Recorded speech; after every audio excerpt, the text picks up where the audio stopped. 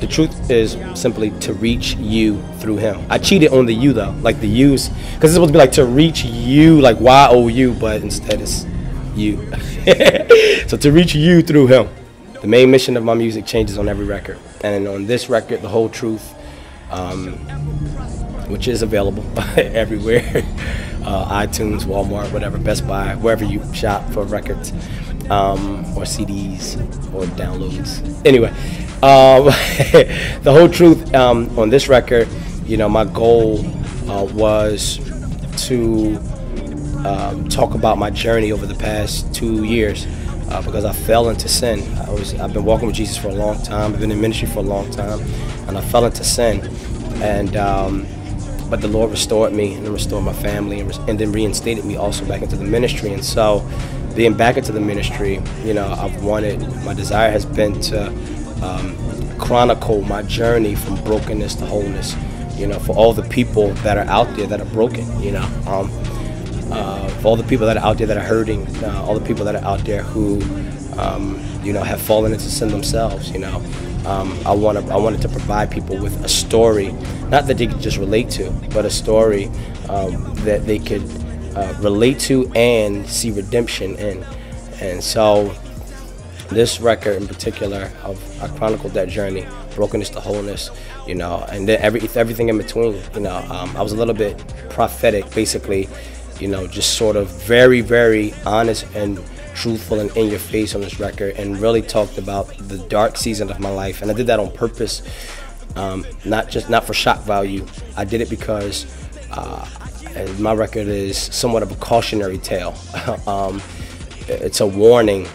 Basically, that's what that means. Cautionary, caution you, tell the story. So it's a warning, basically, to urge you to not go in the direction that I went when I fell into sin, because experience is not the best teacher. You know, wisdom is, and if we can learn from wisdom, if you would listen to wisdom as she cries out, then your life can be fruitful and you can prosper in Jesus Christ. And so that's what this record is intended to do. But it's also to say, if you do, you know, fail to heed to wisdom, as I did, and you do not, and you go through a season where you're not prospering because of your sin, that God is faithful and committed to restoring you. And so it's very difficult. You know, I don't feel free until I'm off the stage, until I feel like God has done through me what He desired to do, and that He's met the needs of the people through me in the way that He intended to. So a lot of times I'm like very, very quiet, or just listening to worship music or whatever, to try to really prepare my heart and mind, because I am frightened, you know, because the message that we carry is a weighty one, you know what I mean? The message that we carry, the treasure that we have, you know, is very, very valuable. And anytime you carry anything valuable, you know, you tend to carry it with care. You know, you receive stuff in the mail, and certain things are so valuable that it'll have a stamp on it that says fragile. And so that's what we feel like. What we carry is so, it's not fragile, but it's so valuable, that we really are very careful with it, try to be careful with it. So, man, that I think that when you lose that fear, you should be afraid. And so, yeah, that's always been the case, and hopefully that feeling never goes away. I want to always be like this. Watch my hands. I want to always be like that before my shows, or before my preaching, or before my whatever, even interviews sometimes. You know, I never want to get so comfortable and so content and so used to doing this that, you know, I just feel like I can cut something on and cut it off, you know, because this is what we're dealing with, are matters that are divine and spiritual. So carry with care. In my restoration, community was a vital piece of it. Even when I was in sin, they were, you know, my brothers were constantly challenging me. They knew, and they were constantly challenging me to come out, you know, to be free. You know, I was deep in sin, so I didn't want to be free. You know what I mean? And a lot of people, I think, feel that way, especially when you've been walking with Jesus for a long time and living uprightly for a long time. You feel like at some point you owe yourself sin. And once you're in it and you're entangled in it, which is what the Bible talks about. And so I was entangled. And so even when they nudged me, I didn't want to come out. It literally just really took a supernatural work in my heart to snatch me out of the sin that I was in. And then obviously a number of circumstances and then community. I think God just used all those pieces, circumstances, people in my life, you know, a divine nudge in my heart to come out, a pull tug to come out. I think he used all of those pieces to pull me out. But at the end of the day, the voice of community, the voice of the people that were ministering to me to try to get me out, it meant nothing. You know, it literally took God. It meant nothing. You know, I think about Paul, who was persecuting the church. You know, it took God to meet him on the Damascus road, to reel him in, to draw him to himself. And so the same is true for me.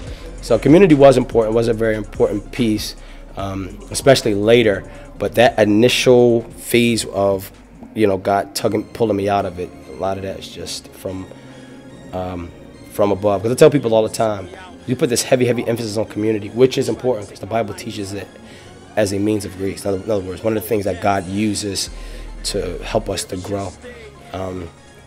But at the same time, I think sometimes we can put more value than we should on it, more weight of it on it than we should.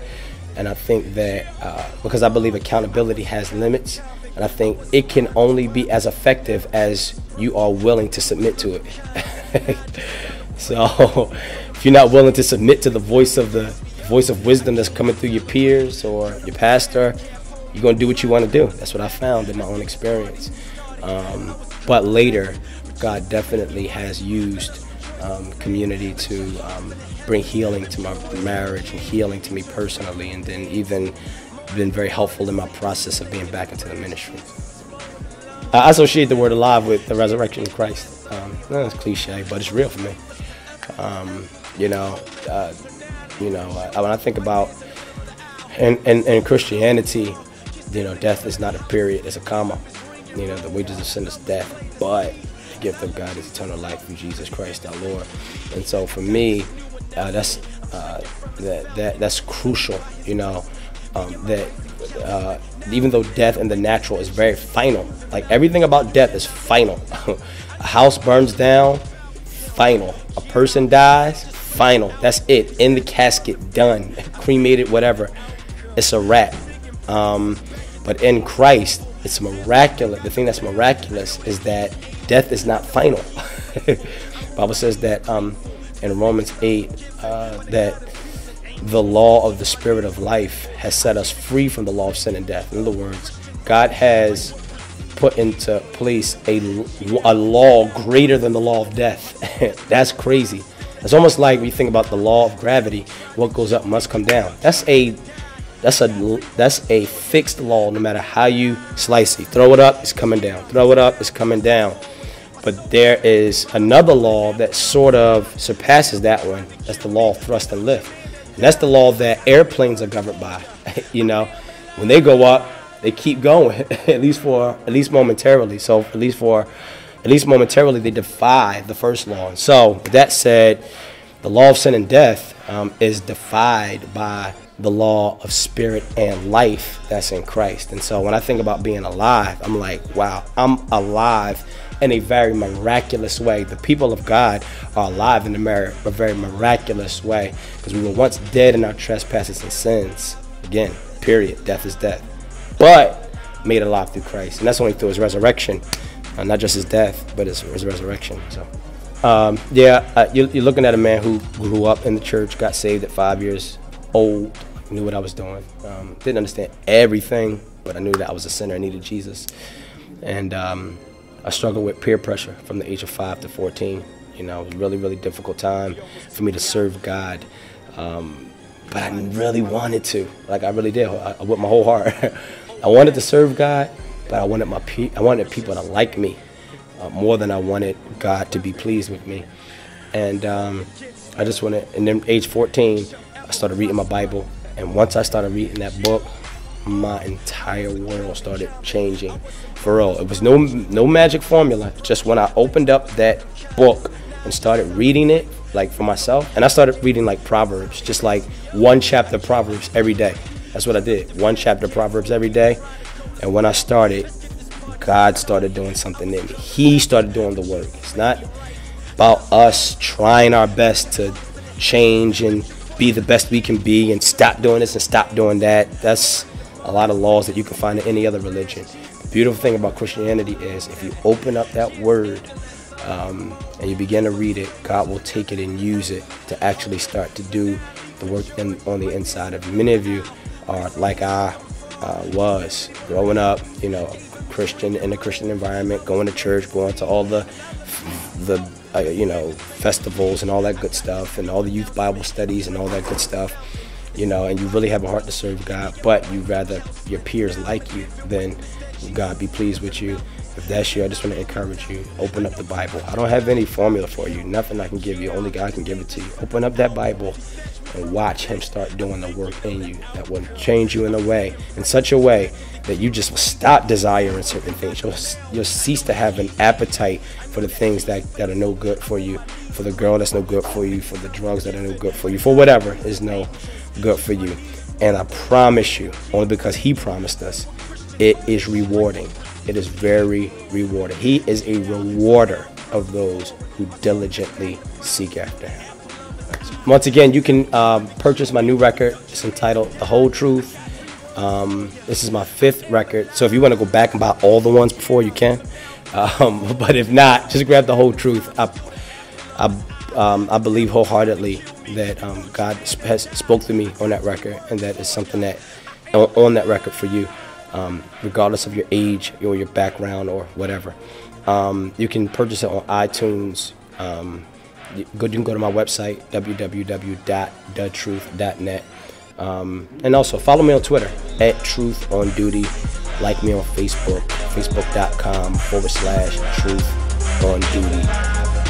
That's DUTYONDT. So check me out. It's your boy. I may not be your boy. I'm not gonna know me, but either way, it's your brother in Christ, The Truth. Look forward to connecting with you.